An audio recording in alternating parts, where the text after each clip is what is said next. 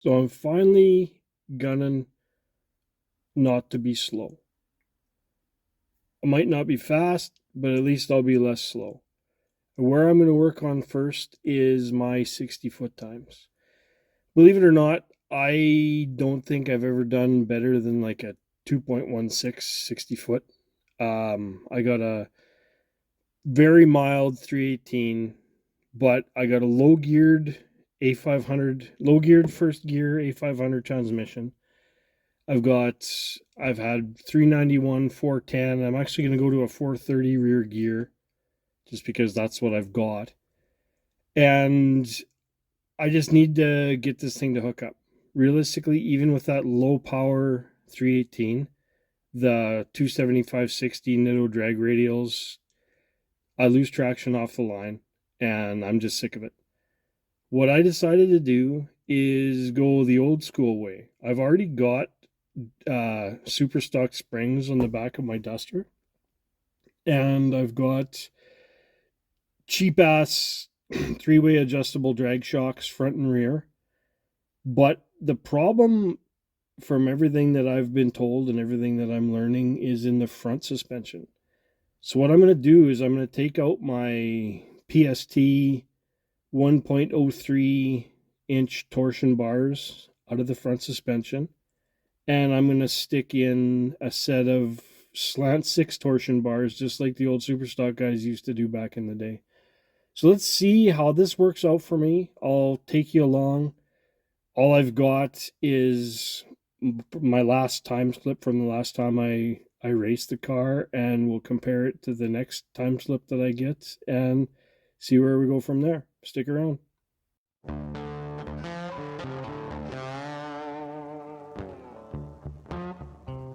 So on the right, I've got a pair of torsion bars out of a 318 car with air conditioning, which from the research I've done are the same bars as what would be in a 340 car. And on the left is a pair of torsion bars out of a slant 6 Duster that a buddy of mine was awesome enough to give me for the low price of $20. You can't beat that with a stick, I'll tell you that much. So what I'm going to do is I'm going to start out with the slant 6 bars, and as long as they're not like horribly soft or something like that to the point where I can't drive it on the street, which I don't anticipate they will be, that's what I'll probably stick with for the near term anyway. And let's see if we can get a little bit of movement in this front suspension and get it to transfer some weight. First thing I did was just measured the height at the fender lip on both sides. And I just decided to use a piece of tape and a marker just so that I measured in exactly the same spot both times. Maybe it'll make a difference, maybe it won't, but we'll get it as close as we can. So I got the wheels off. Now I guess I'm gonna release the torsion bar bolts and see where we go from there. Now I crawled down here with an impact and a 3/4 inch socket. And hopefully that's going to be the one good thing about my power steering leak that I've never bothered to fix, is that this should come out fairly easily. I'm thinking I might regret not taking my sway bar off here first, but let's see.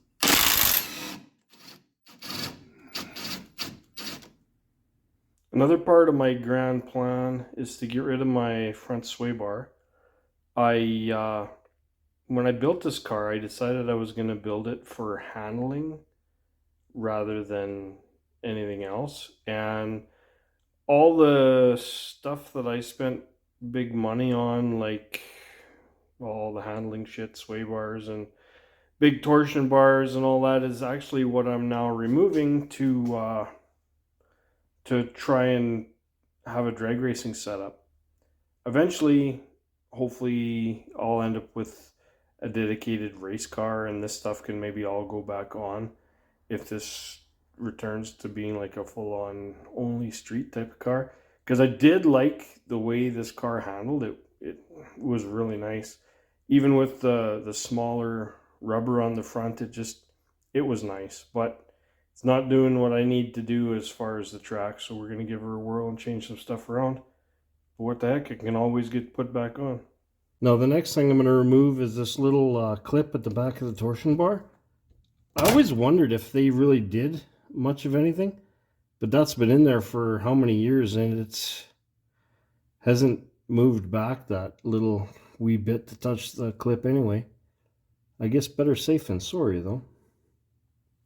Now I just got to see what else I got to get out of the way to take that torsion bar out. There's no, you can see up there, there's no pressure on the torsion bar key whatsoever, so it should just slide out of there.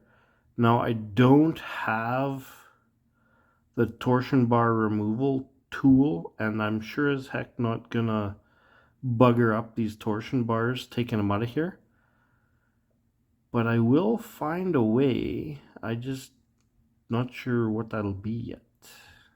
Now I don't know how good I'm gonna be able to really videotape what I'm doing here, because it's kind of a convoluted ordeal. But after I took the clip out of the back of the torsion bar, what I did on the other side, and I'll try and show you as I do it on this side, but I used a pry bar and I just pried back the inside portion of the lower control arm, and it pushed the torsion bar back. There wasn't enough room to push it back all the way, but what I ended up doing is I pushed it back. I tapped the lower control arm forward with a hammer and punch, being careful not to mar my torsion bar. And then I put a pair of non-marring vice grips on the hex of the torsion bar, and I just pried it back again. Actually, I had to pry it back 3 times before it actually fell out, but it worked really well. Hopefully you'll be able to understand what I mean and see what I'm doing as I do it. But anyway, let's give it a try and see if we can capture it on video.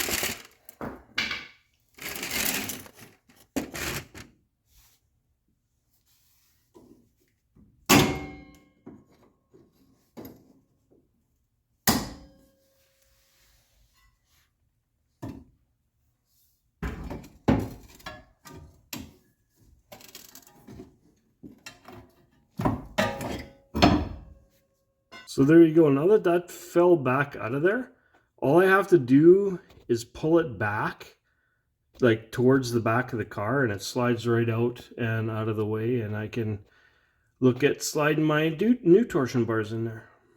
So if you ever wondered what the difference between slant 6 bars, 340 bars, and 1.08 PST bars are, here it is. That there, if you look, is the slant bars. The middle ones, just a little bit thicker, are the 340 bars. And these thick old girls right here, that's the Performance Suspension Technologies 1.03 torsion bars. And though they are really nice for handling, they're not great for transferring weight at the drag strip. So putting the new old slant six torsion bars back in place went about as good as it possibly could have. I put it in there, drooped the suspension down as far as it would go. I lined up the torsion key as low into the lower control arm as I could, and the torsion bars slid right in just like they were supposed to. Had to tap them in the last little bit just to get them to seat home, but I'm entirely confident that they're there where they need to be and they'll be good for as long as I want to keep them in the car. So after back and forth, adjusting the torsion bar and then going around the block and adjusting the torsion bar again and going around the block, now I think I finally got my tire gaps about where I want them. They maybe a little high, but that's where they were before. And I don't know. I prefer the car a little higher because I do drive it all the time. And if anything, I may lower the back an inch. But I don't know. Now that I'm looking at it, it looks like it's dang near the way I want it. I'll have to have another look at it and see. Because if I'm going to do it, I'll do it before I get the wheel alignment done and save the having to do that more than once. Now, a couple things that are a little bit different for me, I'd just like to mention. I've got tubular upper control arms. So the one bump stop that keeps the upper control arm from drooping super far doesn't actually come in contact with my upper control arms. So it allows the front suspension to droop further than it normally would, which is fine as far as I'm concerned. I don't think it really poses a problem. The other thing is my lower control arm bushings. They're not the factory style that has the pin bonded into the rubber. They are actually an aftermarket style from PST, and the pin is completely separate from the rubber. It's a greasable pin that allows way more movement and whatnot. And that is uh, why I was able to pry my torsion bars back the way I did. Now with the normal ones, if you loosened off the lower control arm pin bolt, you could conceivably pry it back that way by prying the bolt back as well, which I've never tried it, so I'm not saying it will or won't work, but it's definitely a possibility if you want to try doing it the way that I did it. It worked really well for me, and I don't know, I'm really happy with the way this panned out. So I took it for a test drive. It definitely moves up and down like it never did before. Before you'd accelerate and you decelerate, and as far as up and down movement that was visible at the hood, there was none. Now it's definitely noticeable. You can't necessarily notice it coming up, but when you accelerate hard and then you let off, it drops and it's noticeable. So obviously if it's going up, it's coming down. If it's coming down, it's going up first. Um, I'm really happy with the new movement I've got in my front suspension. The bit of a drive that I took, it certainly seemed nice. You notice the absence of the sway bar, and you notice the absence of the heavy duty torsion bars just in the every time you turn a corner. This it just wallows back and forth a little bit now like it never ever did with the old setup. But honestly, as far as just a couple laps around town, it was not bad. And it it's definitely a softer, smoother ride, just like the old Mopars were. It's like riding on a cloud with that loose ass steering. And you know what? I think it's going to be okay. Will it stay like this forever? Probably not. But for now, it's going to do what I need to do. And if I decide I want to stick all those other parts back in there, they'll just be sitting here waiting. I'm not going to go out of my way to sell all that stuff. I'll keep it around either for this car or for another car because I have an addiction.